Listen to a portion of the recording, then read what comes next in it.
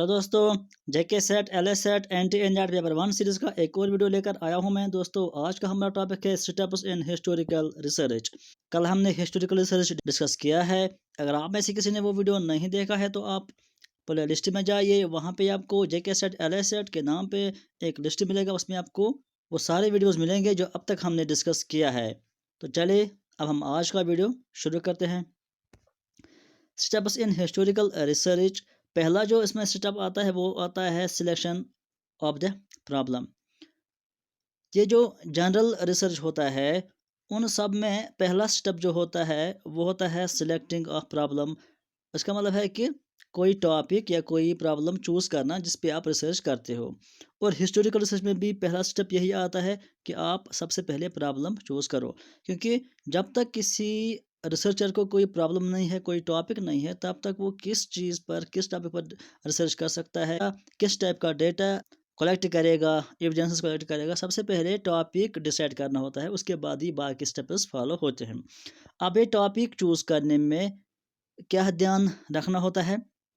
इस टॉपिक को चूज़ करने के लिए बहुत सारी चीज़ों का ख्याल रखना होता है। सबसे पहले इस बात का ख्याल रखना होता है कि ये जो टॉपिक है ये स्पेसिफिक होना चाहिए, यानी इतना लंबा या इतना वाइड या ब्रॉड नहीं होना चाहिए कि जिसमें अगर सालों भी रिसर्च करने में लगेंगे, डेटा कलेक्ट करने में लगेंगे, फिर भी कंप्लीट नहीं होता है। अगर ऐसा टॉपिक है जो बहुत वास्ट है तो उसको फिर डिलिमिट करना होता है, जिसको डिलिमिटेशन बोलते हैं।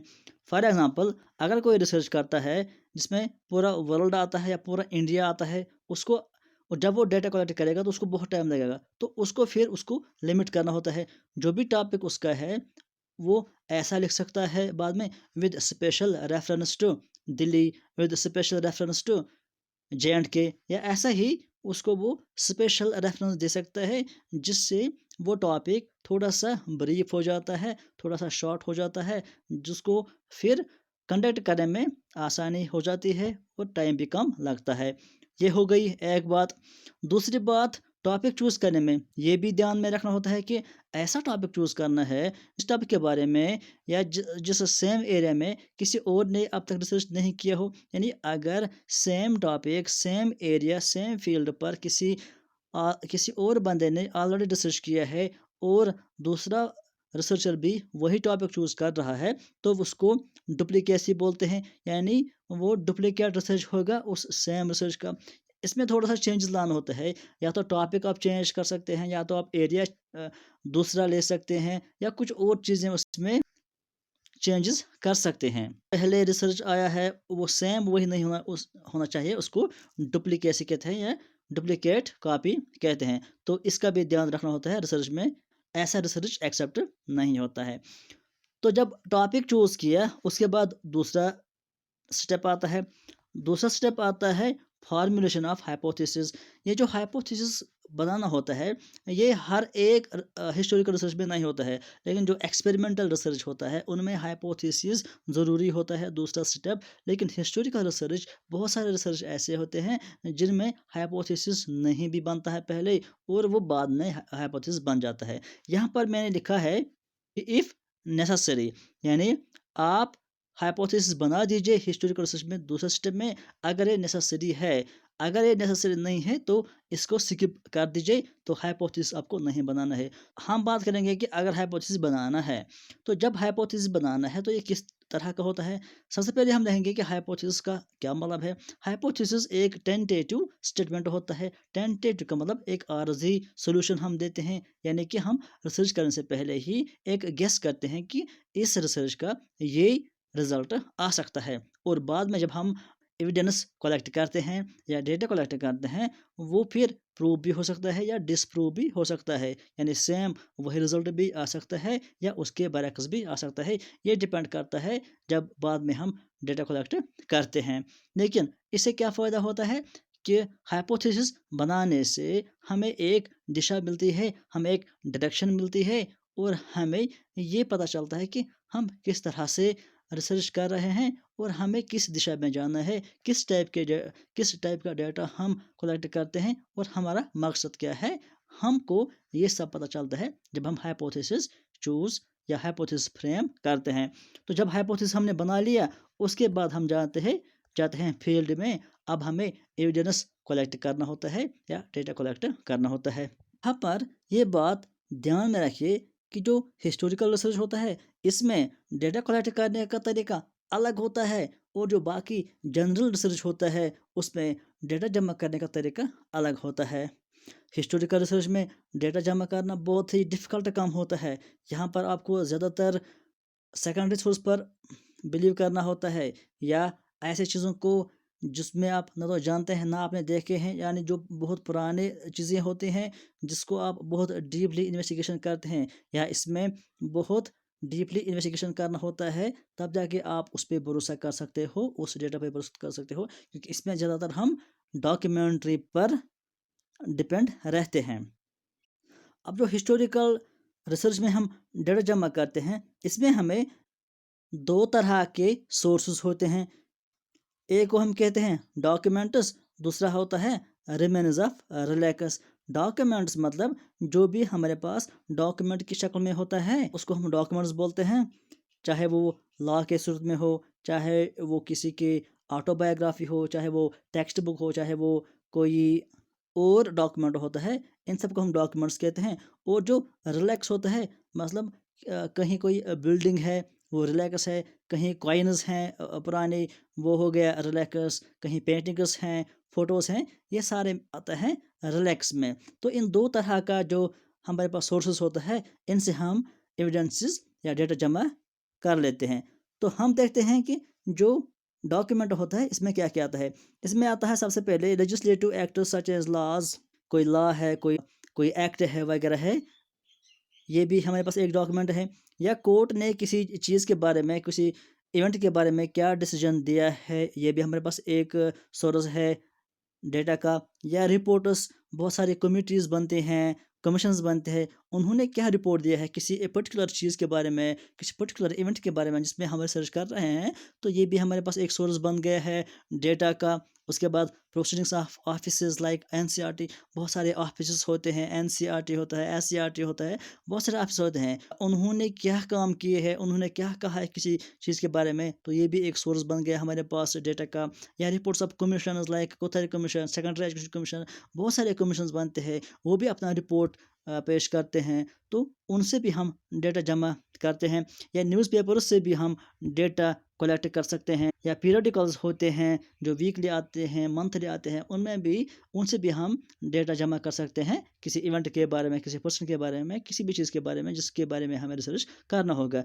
या ऑटोबायोग्राफीज़ लिखते हैं, बहुत सारे ऑटोग्राफीज़ होते हैं, या लेटर्स होती हैं पुरानी, या नॉवल्स होते हैं, इन सारी चीज़ों से हम डेटा जमा कर सकते हैं, डेटा कलेक्ट कर सकते हैं। तो ये सारा आता है डॉक्यूमेंट्रीज या डॉक्यूमेंट्स में। अब जो दूसरा टाइप हमारे पास था रिलैक्स, रिलैक्स में हमारे पास क्या आता है कि स्कूल बिल्डिंग्स अगर हैं, या फर्नीचर है, या कोई सोशल बिल्डिंग और कोई है, तो उससे भी हमें कोई जानकारी मिलती है, तो ये भी एक सोर्स बन गया हमारे पास इंफॉर्मेशन का। या फोटोग्राफीज़ अगर हम हमारे पास हैं पुराने किसी, चाहे वो टीचर्स की हैं, चिल्ड्रंस की है, पेरेंट्स की है, तो इससे भी हमारे पास एक डेटा का सोर्स मिलता है। या हमारे पास सर्टिफिकेट्स होती हैं, या अटेंडेंस शीट्स होती हैं, इससे भी हम डेटा कलेक्ट कर सकते हैं। या टेक्स्ट बुक्स अगर होती हैं, एक्सरसाइज बुक्स जिस पे यानी बाय हैंड उन्होंने कुछ लिखा होता है, तो ये हमारे पास एक रिलैक्स बनता है, इससे हम डेटा जमा कर लेते हैं। जमा करने में एक बात हमेशा याद रखना कि दो तरह का डेटा होता है, एक होता है प्राइमरी सोर्स का, एक होता है सेकेंडरी सोर्स का। ये जनरल रिसर्च में भी होता है दो तरह का डाटा, प्राइमरी और सेकेंडरी, ये सिर्फ हिस्टोरिकल में नहीं होता है। लेकिन हिस्टोरिकल रिसर्च में ये प्राइमरी और सेकेंडरी सोर्स अलग तरह का होता है, और जो बाकी जनरल रिसर्च होता है उसमें ये प्राइमरी और सेकेंडरी सोर्स अलग तरह का होता है। हिस्टोरिकल रिसर्च में प्राइमरी सोर्स ऑफ डाटा में क्या क्या चीज़ें आती हैं, ये बात आप याद रखिए। इसमें अक्सर स्टूडेंट्स कंफ्यूज होते हैं कि प्राइमरी सोर्स में क्या क्या चीज़ें आती हैं। तो मैं आपको एक बात बताऊं जो आपको हमेशा याद रखनी है, उससे आप कंफ्यूज नहीं होंगे। हिस्टोरिकल रिसर्च में प्राइमरी सोर्स वो सारी चीज़ें आती हैं जो, या जिनको कानून या court as a proof of evidence मान लेती हैं। आप देख रहे होंगे कि कोर्ट्स में या लॉ के नज़दीक जब किसी पर्सन के खिलाफ कोई केस होता है, या किसी इवेंट के बारे में कोई केस होता है, तो वहाँ कोर्ट किन को एज एन एविडेंस शहादत मानते हैं? वो उस पर्सन को मानती है जो खुद विटनेस हो, जिसने खुद कोई चीज़ देखी होगी, उसको एज एन एविडेंस वो एक्सेप्ट करता है, या कोई इक्विपमेंट वहाँ पे उस मौके पर रिसीव किया गया है, उसको एज एन एविडेंस माना जाता है, या ऑटोबायोग्राफी, उस पर्सन ने खुद कोई किताब लिखी है, खुद कोई बात लिखी है, खुद कोई बात कही है, या खुद कोई लेटर लिखी है जो उसने खुद लिखी है, जिसका केस इन्वॉल्व है, तो उसको एज अ कोर्ट एविडेंस मानते हैं, या एफिडेविट होते हैं, यानी जिसमें उसका खुद इन्वॉल्व होता है, उसको कोर्ट एज एक्सेप्ट करता है एविडेंस। और सेम यहाँ पर भी होता है कि हिस्टोरिकल रिसर्च में भी प्राइमरी सोर्स वो सोर्स होता है जिसको एविडेंस के तौर पर कोर्ट एक्सेप्ट करता है, और सेकेंडरी सोर्स वो होता है जिसको प्रूफ करना पड़ता है पहले, और बाद में उसको एक्सेप्ट किया जाता है। मतलब कोई दूसरा शख्स आता है, वो कहता है कि मैंने ऐसी बात सुनी है किसी दूसरे पर्सन से, या कोई न्यूज़पेपर में कोई बात आई, या कोई दूसरे टेक्स्ट बुक में कोई बात आ गई है, यानी जो खुद वो पर्सन इन्वॉल्व नहीं है, या खुद कोई विटनेस नहीं है, उसको हम बोलते हैं सेकेंडरी सोर्स। यहाँ पर देखिए कि क्या क्या आता है प्राइमरी सोर्स में, कि टूल्स अगर कोई है, weapons, clothes, buildings, paintings, coins, ये सारा आता है प्राइमरी सोर्स में। इसके अलावा ऑटोबायोग्राफीज, लेटर्स, डायरीज, ये भी आता है प्राइमरी सोर्स ऑफ डेटा। अब ये सेकंड सोर्स में क्या आता है? सेकंड सोर्स में आता है न्यूज़पेपर्स है, पीरियडिकल्स है, यानी वो सारी चीज़ें जिसमें वो पर्सन खुद इन्वॉल्व नहीं है, कोई और पर्सन रिपोर्ट कर रहा है। The reports are the person whose reports the testimony of an actual witness. मान लो कि एक पर्सन रिपोर्ट देता है कि जो विटनेस है उसने ये कहा, मतलब कि जो रिपोर्ट दे रहा है वो किसी और की बात कर रहा है, यानी विटनेस कोई और है और रिपोर्ट कोई और दे रहा है, तो इसको कहते हैं सेकेंडरी सोर्स। ये रिपोर्ट भी अगर वही देगा जो विटनेस है तो वो हो जाता है प्राइमरी सोर्स, लेकिन रिपोर्ट कोई और देता है और विटनेस कोई दूसरा है, तो इसको हम बोलेंगे सेकेंडरी सोर्स ऑफ डेटा। अब ये सेकेंडरी सोर्स ऑफ डाटा ध्यान रखना होता है, इसमें ये ख्याल रखना होता है कि ये कभी सच भी हो सकता है और कभी झूठ भी हो सकता है। इसको एक्सेप्ट करने के लिए थोड़ा सा ध्यान रखना होता है, लेकिन एक्सेप्ट इसको ज़रूर करते हैं, यानी यूज़ इसको ज़रूर करते हैं, क्योंकि इससे भी बहुत सारी इन्फॉर्मेशन हमको मिलती है। जो सेकेंड सोर्स होता है इस पर हम कंप्लीट ट्रस्ट नहीं करते हैं, लेकिन यूज़ कर लेते हैं, क्योंकि बहुत सारी इन्फॉर्मेशन सेकेंड सोर्स से भी हमको मिलती हैं। तो ये था प्राइमरी सोर्स और सेकेंडरी सोर्स। इसके बाद हिस्टोरिकल रिसर्च में आपको एक कॉन्सेप्ट इंपॉर्टेंटली याद रखना है, यानी बहुत ही इंपॉर्टेंट कॉन्सेप्ट है, आपको याद रखना है। वो क्या है? वो होता है क्रिटिसिज्म, यानी हिस्टोरिकल रिसर्च में क्रिटिसिज्म ऑफ डेटा बहुत ही अहम कॉन्सेप्ट है। पहले ही हमने बात की, इस पर हम ज़्यादा डिपेंड करते हैं डॉक्यूमेंट्स पर, या यूँ कहेंगे हम कि सेकेंडरी सोर्स ऑफ डेटा पे हम भरोसा कर लेते हैं, या अगर प्राइमरी सोर्स भी है तो उसको भी पहले देखना पड़ता है कि क्या वाकई उस एज से रिलेटेड है, क्या वाकई उस इवेंट से रिलेटेड है, बहुत सारा हमको चीज़ देखने पड़ता है। तो इसलिए इसमें दो तरह के क्रिटिसिज्म आते हैं, एक को हम बोलते हैं इंटरनल क्रिटिसिज्म, और दूसरे को हम बोलते हैं एक्सटर्नल क्रिटिसिज्म। ये बहुत ही इंपॉर्टेंट कॉन्सेप्ट है। अब ये एक्सटर्नल क्रिटिसिज्म का क्या मतलब है? एक्सटर्नल क्रिटिसिज्म का मतलब है कि अगर हम किसी इवेंट, किसी पर्सन के बारे में रिसर्च करते हैं, तो हमको ये जानना होता है कि हमारे पास कोई ये डॉक्यूमेंट मिल गया है उस इवेंट से रिलेटेड या उस पर्सन के रिलेटेड, तो हमको ये देखना है क्या ये डॉक्यूमेंट वैलिड है या नहीं है। वैलिड का मतलब क्या है? अब वैलिड का मतलब है कि क्या ये उससे रिलेटेड है जो हम टॉपिक रिसर्च कर रहे हैं, या ये किसी और से रिलेटेड है, क्या इससे हमें इस टॉपिक में कोई फ़ायदा मिलेगा या नहीं भी मिलेगा। या हम इसमें ये देखते हैं कि अगर ये डॉक्यूमेंट है तो ये क्यों प्रोड्यूस किया गया है, इस डॉक्यूमेंट और उस इवेंट के बीच में क्या ताल्लुक है, या जिसने ये प्रोड्यूस किया है उसने ये क्यों प्रोड्यूस किया है, उसका क्या मकसद था ये प्रोड्यूस करने का। या अगर ये डॉक्यूमेंट प्रोड्यूस किया है, किसी ऑथर ने कोई लिखा है, कोई बुक लिखी है, कोई डॉक्यूमेंट लिखा है, तो हम देखते हैं क्या ये वही ऑथर है, सच में ये वो ऑथर है, या किसी और ने ये डॉक्यूमेंट लिखा है और नाम किसी और का दिया है, हम इसको चेक करते हैं। यहाँ पर देखिए, why was the document produced, क्यों ये प्रोड्यूस किया गया था, इसके पीछे मकसद क्या था, when was the document produced, ये डॉक्यूमेंट कब प्रोड्यूस किया गया था, क्या ये इवेंट से पहले प्रोड्यूस किया गया या इवेंट के बाद में, अगर बाद में किया गया तो कितने देर बाद किया गया था, या who was the author of the document, इसका ऑथर कौन था, उसका उससे क्या रिलेशन है उस इवेंट से, या इज़ द लैंग्वेज, या हम ये चेक करते हैं कि जिसका नाम इस डॉक्यूमेंट में लिखा है कि ये इस डॉक्यूमेंट का ऑथर है, क्या वाकई वही इसका ऑथर है, कोई दूसरा तो नहीं है। हम इस पे लैंग्वेज चेक करते हैं, उससे हमें पता चलता है क्या वाकई ये वही है या नहीं है। अब बात होती है इंटरनल क्रिटिसिज्म की, कि इसका क्या मतलब है। इंटरनल क्रिटिसिज्म का मतलब यह है कि मान लो कि हमको पता चल गया कि ये डॉक्यूमेंट उस ही ऑथर का है। अब हम ये देखते हैं, ठीक है, ये उस ऑथर का डॉक्यूमेंट है जिसका नाम लिया गया है, तो लेकिन क्या ये ऑथर सच बोल रहा है, क्या इस ऑथर पे कोई प्रेशर तो नहीं है, या इसको उस पर्सन के साथ कोई ज़ाती दुश्मनी तो नहीं है, या उस इवेंट के साथ कोई अपना मामला तो नहीं है। ऐसी चीज़ें हम देखते हैं इंटरनल क्रिटिसिज्म में। फॉर एग्जांपल यहाँ पर देखिए, was the writer competent, unbiased, honest, क्या ये कॉम्पिटेंट था, क्या जो इसने बात कही, क्या ये उसके लायक था कि ये वो बात कह सकता है, क्या वो अनबायस्ड था, क्या इसने कोई तरफदारी तो नहीं की है किसी चीज़ के बारे में, क्या ये ऑनेस्ट है, कहीं ये धोखा तो नहीं दे रहा है। ऐसी चीज़ें हम देखते हैं, ये हो गया इंटरनल क्रिटिसिज्म।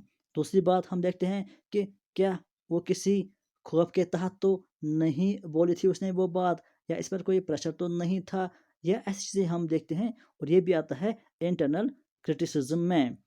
तीसरी बात हम देखते हैं कि ये जो रिकॉर्ड किया है या जो उसने कुछ लिखा है, ये कितने देर के बाद लिखा है। अगर इवेंट के बाद मान लो किसी ने 10 साल 20 साल के बाद कोई बात लिखी है, तो एक रिसर्चर को ये ध्यान में रखना होता है कि क्या 10 साल या 20 साल के बाद इसने ये बात लिखी है उस इवेंट के बारे में, क्या इतनी देर तक वो बराबर वो सेम याद रख सकता है वो इवेंट और सीधी बात लिख सकता है। ज़रूर इसमें कोई ना कोई बात उसने मिलाई है, या कोई बात झूठ उसने कही है। तो इसको पहले जांच करना होता है, इसको पहले एनालाइज करना होता है कि हाँ ये सही है या नहीं है। इसी को हम बोलते हैं इंटरनल क्रिटिसिज्म। या एक और विटनेस इज एग्रीमेंट, ये जो विटनेस है क्या ये एग्रीमेंट करता है, बाकी जो विटनेस हैं क्या इसकी बात और उनकी बात मिल रही है, या कोई कॉन्ट्राडिक्ट हो रहा है। अगर ऐसी बात है तो फिर उसको जांच करना होता है।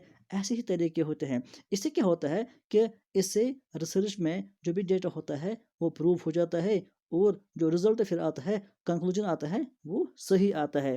क्योंकि इसमें हम ये क्यों करते हैं, पहले हमने कहा कि इस पे हमारे पास जो डेटा होता है वो सेकेंडरी सोर्स होता है ज़्यादा, या अगर प्राइमरी सोर्स भी होता है उस पर भी कोई गारंटी नहीं होती है कि ये सेम उसी एज का है, सेम उससे रिलेटेड है। तो इसलिए उसको थोड़ा-सा खोज करना पड़ता है, थोड़ा-सा जाँच करना पड़ता है, ताकि हमको पता चले और हमको ये प्रूफ हो जाए कि हाँ, ये डाटा उससे रिलेटेड है और ये डाटा सही है। उसके बाद ही रिसर्च में जो रिज़ल्ट आएगा, वो सही होगा। तो ये था जब हम डेटा कलेक्ट करते हैं, थर्ड स्टेप। उसके बाद आता है फोर्थ स्टेप। अब डेटा को हमें इंटरप्रेट करना है। इंटरप्रेट का मतलब कि हमें हमारे पास जो भी एविडेंसेस आए, जो भी डेटा आया, एविडेंसेस आए, अब हमें इनको सॉर्ट करना है, उनको डेट के हिसाब से मिलाना है, उनको फिर एनालाइज करना है, पहले क्या इवेंट हो गया था, फिर क्या इवेंट हो गया था, ऐसे करके, और फिर उनको एनालाइज करना है कि अगर इसने ये बात कही, दूसरे ने ये बात कही, फिर इससे क्या रिजल्ट सामने आएगा, तो फिर इनको इंटरप्रेट करते हैं। और अगर 3 4 एविडेंसेस हमको मिले, 5 6 डॉक्यूमेंट्स हमको मिले, उससे हमें क्या पॉइंट्स, मेन पॉइंट्स मिलते हैं, उससे हमको क्या हासिल हो गया है, ये सारा हम सीक्वेंस वाइज लिखते हैं, सीक्वेंस वाइज जमा करते हैं। उसको हम बोलते हैं इंटरप्रिटेशन ऑफ डाटा। और जब हमने ये भी किया, सॉर्टिंग भी किया, डेट के हिसाब से, टाइम के हिसाब से, इन सारे को, और उससे क्या हमको मिला ये हमने सॉर्टिंग किया, अब हमको रिपोर्ट लिखना होता है। ये होता है फिफ्थ फिफ्थ और लास्ट स्टेप। यानी अब हमें